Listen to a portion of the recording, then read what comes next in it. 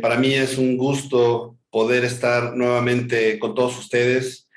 Realmente estamos muy entusiasmados con este gran proyecto que estamos iniciando desde el Instituto Nacional de Cardiología. Pudimos ya platicar un poquito en la sesión de bienvenida cuáles son, qué es lo que nos motiva a hacer esto, qué es lo que pretendemos. Sin lugar a dudas, el que todos estemos cada vez mejor preparados en este tema que es la insuficiencia cardíaca resulta en un beneficio para los pacientes. Entonces, pues bueno, a mí me toca darles algunos temas dentro de este diplomado. Nuevamente quiero darles la bienvenida y el día de hoy, bueno, vamos a empezar con este tema que es de gran importancia para que podamos entender por qué queremos hacer que la insuficiencia cardíaca sea visible y por qué queremos que todos estemos preparados para poder diagnosticarla a tiempo, tratarla mejor y evidentemente darle un mejor pronóstico a nuestros pacientes. El tema de hoy es epidemiología y contexto mundial de la insuficiencia cardíaca. Ya nos conocemos nuevamente, yo soy el doctor Carlos Alberto Guizar Sánchez, soy cardiólogo especialista en insuficiencia cardíaca y actualmente trabajo en el Instituto Nacional de Cardiología en la Clínica de Insuficiencia Cardíaca y Trasplante. Y bueno, nada más para empezar ya con el tema, necesitamos saber que la insuficiencia cardíaca es un problema que en los últimos años ha venido creciendo de manera exponencial. Quizá a veces no la vemos porque no la detectamos o pasamos de largo los síntomas del paciente y no pensamos que el paciente tenga insuficiencia cardíaca. Pero justo este tema es para tratar de despertar un poquito conciencia de que en todo momento estamos expuestos a atender a un paciente con falla cardíaca y es importante tenerlo en mente. Actualmente las cifras son alarmantes. Como pueden ver en la diapositiva, somos más de 60 millones de personas en todo el mundo que tenemos el diagnóstico de insuficiencia cardíaca, según reportes de estadísticas mundiales como este Global Burden Disease, que se publicó en 2016 en Lancet. Y si nosotros comparamos esta cifra con la que se había reportado en el 2011, que era de 37.7 millones, pues prácticamente en 6 años hemos duplicado la cifra, lo cual es muy alarmante. Pero si por ahí esto no les llama mucho la atención, pues vamos a compararlo con otro tipo de enfermedad, que es la que a veces nos suena como un poquito más alarmante y todo el mundo estamos pensando en diagnosticar a tiempo porque pues sabemos que el pronóstico es malo, como es el cáncer. En esta misma revista, en este mismo artículo de Global Burden Disease, se reportó que la totalidad de enfermedades de cáncer, incluidos todos los cánceres en hombres y mujeres, la sumatoria del cáncer de mama, de ovario, de colon, de pulmón, cerebral, el que ustedes me quieran decir. La sumatoria de todos los cánceres a nivel del mundo sumaban 43 millones de personas. Insuficiencia cardíaca tiene 60 millones. Entonces, no es una enfermedad cualquiera. Es una enfermedad que desafortunadamente la insuficiencia cardíaca no le habíamos dado la importancia que requiere y necesitamos empezar a reconocerla como tal. Porque no nada más es una enfermedad que es altamente prevalente, sino es altamente discapacitante. Aquí podemos ver que esta enfermedad genera que más de 7 millones de días al año se pierdan. ¿Por qué? Pues porque la persona se siente mal, no deja de trabajar, no puede hacer sus cosas. Y la prevalencia ha incrementado en los últimos 10 años en un 30%. ¿Por qué? Pues porque las personas vivimos más, porque cada vez tenemos más factores de riesgo, porque tenemos menos hábitos saludables y esto nos lleva a que en algún momento, como vamos a ver en clases posteriores, tengamos algún evento que detone un daño al corazón y que invariablemente lleve al paciente a falla cardíaca. También sabemos que después de cierta edad tenemos más riesgo a en algún momento de la vida o lo que nos resta poder adquirir esta enfermedad. Sabemos que después de los 55 años, 1 de cada 3 personas en el mundo va a desarrollar a lo largo de lo que le reste de vida, ¿no? Si vive 60, 70, 75 años, en algún momento va a desarrollar falla cardíaca. Es decir, el 30% de las personas desarrollarán esta enfermedad. Y después de los 85 años, 2 de cada 5, es decir, el 20% de los que sobrevivan más de 85 años, a lo que les quede de vida, van en algún momento a desarrollar falla cardíaca. Como ya hemos venido comentando, la prevalencia es relativamente importante, es del 2% más o menos en los reportes de países desarrollados, pero si vemos en la diapositiva, países como los países asiáticos como China, Japón, Singapur, etcétera, la prevalencia puede llegar a ser tan alta como del 6% en las personas adultas. ¿Qué es lo que pueden notar ustedes en esta diapositiva? Si vemos, en general, en todo el mundo, o en la mayor parte del mundo, hay estadísticas de falla cardíaca. Pero vean, África desafortunadamente no tiene estadísticas. Medio Oriente tiene muy poca estadística. Y desafortunadamente nosotros, en México y en general en América Latina, no tenemos estadística. Y esto está sumamente reconocido en el posicionamiento mexicano que se publicó hace un año, en donde, como pueden ver, textualmente dice que en México hay una falta de un registro nacional real que permita precisar el conocimiento del tamaño de esta enfermedad pública. Esto es relevante debido a que las enfermedades cardiovasculares actualmente son la principal causa de muerte y de inhabilitación para que las personas puedan hacer sus trabajos. Entonces, es sumamente importante el que nosotros la empecemos a detectar y empecemos en algún momento a iniciar un registro de las personas que empecemos a detectar con falla cardíaca, porque solamente así vamos a tener la magnitud del problema. Que seguramente ahorita, si hiciéramos un registro, estaría subdiagnosticado. ¿Por qué? Porque no estamos reconociendo o identificando a todos los pacientes con insuficiencia cardíaca. Y tenemos que saber que hay perfiles de riesgo en donde yo tengo que tener aún más sospecha de esta enfermedad. Por ejemplo, si ya a mí me llega una persona de 20 años refiriéndome un problema de falta de aire, pues la verdad es que la probabilidad de que tenga falla cardíaca es baja, ¿no? Porque la incidencia ahí, como pueden ver, es menos del 1%. Y seguramente es difícil que a esa edad, a menos que el paciente tenga un problema congénito, pues pueda tener un problema de falla cardíaca asociado a factores de riesgo o a un daño cardiovascular como un infarto, ¿no? Pero si nos vamos yendo a edades más avanzadas, como 40 a 59 años, empezamos a entrar dentro de los valores de la estadística en la población general, que son prevalencias entre el 1 y el 2%. Y edades mayores, como entre 60 y 79 años, pues vemos que 6 de cada 100 tendrán insuficiencia cardíaca. Y arriba de los 80 años, 10 de cada 100 o 1 de cada 10 pacientes que nosotros vemos en la consulta definitivamente tendrá insuficiencia cardíaca. De tal manera que si yo me enfrento en la consulta a una persona por arriba de los 60 años, tengo que estar atento a los síntomas que me pueda el paciente dar y que me hagan sospechar en insuficiencia cardíaca. ¿Por qué es importante identificarla? Porque, como sabemos, la insuficiencia cardíaca actualmente se puede clasificar, dentro de las muchas clasificaciones que hay, de acuerdo a la progresión que tiene esta enfermedad. Y hay, de acuerdo a los americanos, al American Heart, y que actualmente está reconocida en la definición universal del infarto, 4 etapas de acuerdo a el nivel de progresión que tengamos de falla cardíaca. A, B, C o D.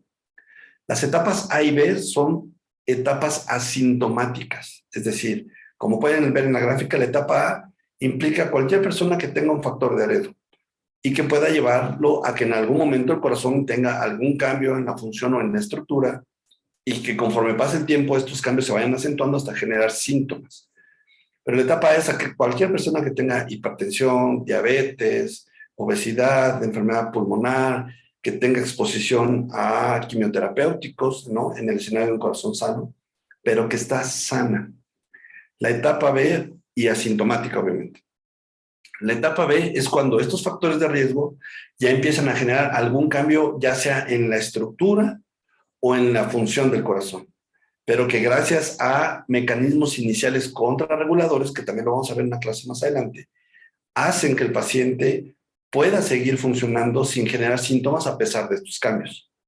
¿Cuáles pueden ser estos cambios? Por ejemplo, que el corazón se vuelva hipertrófico por una hipertensión de larga evolución, o que el paciente, debido a estos factores de riesgo, se haya infartado, pero sin embargo el infarto no haya generado una pérdida grande de masa miocárdica y que le permita al corazón, junto con estos mecanismos hormonales reguladores, mantener una función antes de generar síntomas de insuficiencia cardíaca.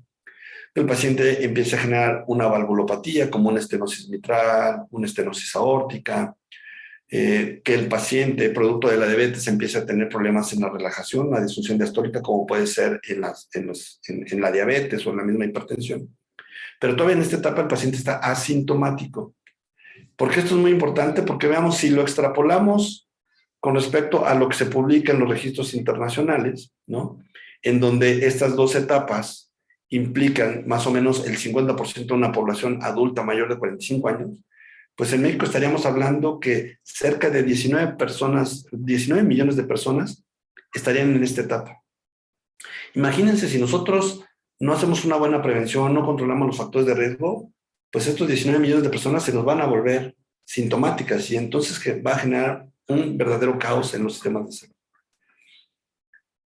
Desafortunadamente estamos en una etapa en donde en México quizá estemos subdiagnosticando y muchos de los pacientes están ya en la etapa C, que es sintomática. Lo que pasa es que no interrogamos o no buscamos intencionadamente los síntomas asociados a estos problemas o estas alteraciones o cambios estructurales o de la función del corazón que ya comentamos que se encuentran en la etapa B, solamente que aquí ya los mecanismos contrarreguladores ya son insuficientes y el paciente empieza a generar los síntomas típicos que vamos a comentar más adelante. Y conforme la enfermedad va evolucionando y va avanzando, el corazón se sigue deteriorando, se sigue volviendo cada vez más incapaz de hacer sus funciones, pues los medicamentos con los que inicialmente empezamos a controlar al paciente, pues van siendo insuficientes y el paciente entra en una etapa avanzada, que es la etapa B, en la etapa D de la AJA, y el paciente presenta síntomas a pesar del tratamiento médico óptimo, y es en donde tenemos que empezar a pensar en terapias avanzadas como trasplantes, dispositivos ventriculares, o el paciente, desafortunadamente, colocarlo en un escenario de cuidados paliativos.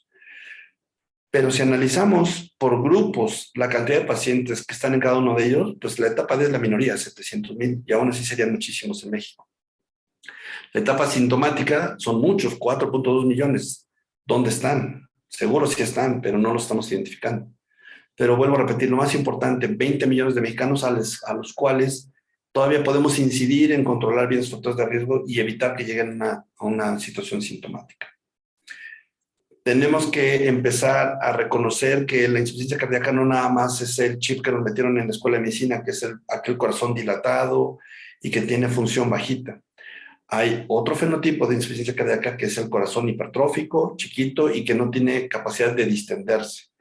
Acuérdense que el corazón tiene dos funciones, ¿no? Tiene que tener la capacidad de distenderse para recibir la sangre que viene de los pulmones y después, una vez que recibió esa sangre, tiene que tener la capacidad de contraerse para expulsar esa sangre hacia los tejidos.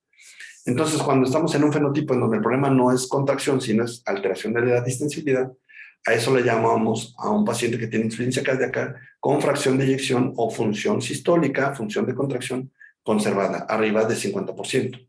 Y vean cómo estos pacientes cada vez son más prevalentes, contrario a lo que sucedía, por ejemplo, en el 2005, en donde predominaban los pacientes que tenían fracciones de eyección menor de 40%, es decir, una insuficiencia cardíaca con fracción de eyección disminuida, pero actualmente esta es la tendencia que estamos viendo. Y este es normalmente el fenotipo, como vamos a ver más adelante, del paciente con insuficiencia cardíaca con fracción de eyección preservada, que es lo que vemos a diario en la consulta, ¿no? El paciente gordito, con múltiples factores de riesgo. Y es importante que sepamos que existe esta clase de insuficiencia cardíaca para que la tengamos en mente y podamos sospecharla cuando estemos enfrente de estos pacientes. Saber que la insuficiencia cardíaca está rodeada de múltiples comorbilidades, es decir, el paciente con insuficiencia cardíaca es un paciente complejo, es un paciente que requiere de la atención de varios especialistas, porque como ven, pueden estar asociadas en diferentes porcentajes múltiples enfermedades alrededor: anemia, cáncer, depresión, diabetes, dislipidemia, obesidad, por llamar algunas que son comorbilidades extracardíacas, y dentro del mismo corazón asociado al problema de disfunción, pues el paciente puede cursar también con hipertensión descontrolada, con fibrilación auricular. La causa puede ser cardiopatía isquémica en la mayoría de los pacientes. Además, pueden tener ya una complicación asociada a aterosclerosis, como puede ser el mismo infarto o un evento vascular cerebral. Entonces, es importante reconocer que hay múltiples comorbilidades alrededor del paciente que en algún momento pueden enmascarar los síntomas de insuficiencia cardíaca, pero no por eso nos deben de dejar fuera de sospecharla. ¿Y por qué es importante sospecharla, diagnosticarla y tratarla? Porque la sobrevida es muy pobre. Aquí podemos ver que independientemente de si la fracción de eyección está por abajo de 40, entre 40 y 50 o por arriba de 50, la probabilidad de que un paciente fallezca a los 5 años es del 50%. Es decir, si ahorita ustedes tuvieran a su cargo 100 pacientes con insuficiencia cardíaca, en el 2022, 50 de ellos ya se les habrán muerto. Otro tanto estará en una falla avanzada, con quizá un pronóstico muy mal. Y si no logramos revertir esta situación, pues imagínense el problema que no estamos pudiendo controlar. Se estima que los pacientes que tienen falla cardíaca entre 65 y 69 años, por ejemplo, pues solamente pueden vivir no más de 4 años a partir de que los diagnosticamos. Y desafortunadamente esos 4 años pues los viven con un calvario, ¿no? Porque están hinchados, se ahogan, no pueden salir de casa, ya no pueden disfrutar su vida. Entonces, de lo que se trata es tratar de mejorar esta expectativa de vida, pero mejorarla con calidad, que es lo más importante, ¿no? Créanme que nuestros pacientes lo que quieren en cualquier enfermedad es calidad de vida, y de eso se trata también este diplomado de insuficiencia cardíaca, aprender a controlarlos y a darles calidad de vida, tratar de mejorar su sobrevida y disminuir las hospitalizaciones, que también son un problema muy importante en los pacientes. Actualmente, las hospitalizaciones en el grupo de 65 años o más son la insuficiencia cardíaca, es la primera causa de que un paciente se tenga que hospitalizar. Y desafortunadamente, el paciente se hospitaliza, lo damos de alta y el paciente cree que se curó, pero desafortunadamente no es así, tiene muchas recaídas. ¿Por qué? Porque no sabemos tratarlo. A 30 meses, el 25% de los pacientes que demos de alta posterior a un diagnóstico de insuficiencia cardíaca se reingresará por una descompensación. Y en los siguientes 6 meses, la mitad de ellos van a tener algún reingreso por descompensación. ¿Por qué? Porque no sabemos tratarla. Entonces, es muy importante que nos acompañen a lo largo de este diplomado para poder tratarla mejor. ¿Y cuál es la importancia de las hospitalizaciones? Pues que generan muchísimo gasto. Se ha demostrado en muchos países de Europa y en Estados Unidos que de todo el presupuesto que se asigna para los cuidados específicamente de insuficiencia cardíaca, el 60% se lo llevan las hospitalizaciones. ¿Por qué? Porque el paciente que se hospitaliza requiere muchos días de estancia, requiere muchos medicamentos, a veces requiere terapias diferentes a medicamentos como pueden ser ventilación mecánica, ya sea invasiva o no invasiva, terapia de sustitución renal, etcétera. Entonces, el que el paciente se hospitalice, pues le genera un impacto psicosocial al paciente, pero genera también un impacto negativo en la economía del sector salud. Por eso es muy importante disminuirlos. Y que el paciente se hospitalice definitivamente le cambia el pronóstico al paciente. Un paciente que ya se hospitalizó tiene 6 veces más riesgo de fallecer en un futuro, ¿no? A lo largo de 1, 2 o 3 años, que los pacientes que logramos mantener estables y controlados en el escenario ambulatorio y sin hospitalizaciones. De ahí la gran importancia de también evitarlas. Y ya para final esta clase y concluir, pues podemos decir que la insuficiencia cardíaca es una enfermedad que, como ya hemos comentado, es cada vez más frecuente, que la vamos a ver muy seguido en nuestra consulta y sobre todo en adultos mayores. Que debemos cambiar nuestro concepto de insuficiencia cardíaca pensando en solo pacientes con corazones dilatados y una función sistólica disminuida, es decir, una función de contracción disminuida, y actualmente pensar que no solamente tenemos que pensar en estos corazones dilatados, sino también en el otro fenotipo, que cada vez es más frecuente, que son corazones pequeños, con alteraciones de la relajación en la diástole, y que representa este fenotipo de insuficiencia cardíaca la mitad de los pacientes con esta enfermedad. Que la mayor parte de los pacientes están en una etapa de prevención del desarrollo del síndrome, es decir, de los signos y los síntomas, y que es ahí donde tenemos que incidir. La prevención tiene que volverse fundamental en los próximos años si no queremos llenarnos de pacientes altamente enfermos y comorbidizados. Y que desafortunadamente una vez que el paciente desarrolla el síndrome, es decir, ya manifiesta los signos y síntomas y entra en un estadio C y eventualmente avanza a un estadio D, es muy importante reconocerlo a tiempo para evitar que llegue justo a esta etapa D, para brindar un tratamiento oportuno y disminuir la mortalidad y las hospitalizaciones. Y bueno, hasta aquí esta clase de epidemiología. Espero que les haya resultado interesante, espero que les haya despertado la cosquillita de lo que es la insuficiencia cardíaca y nos seguiremos viendo en las siguientes clases. Muchísimas gracias.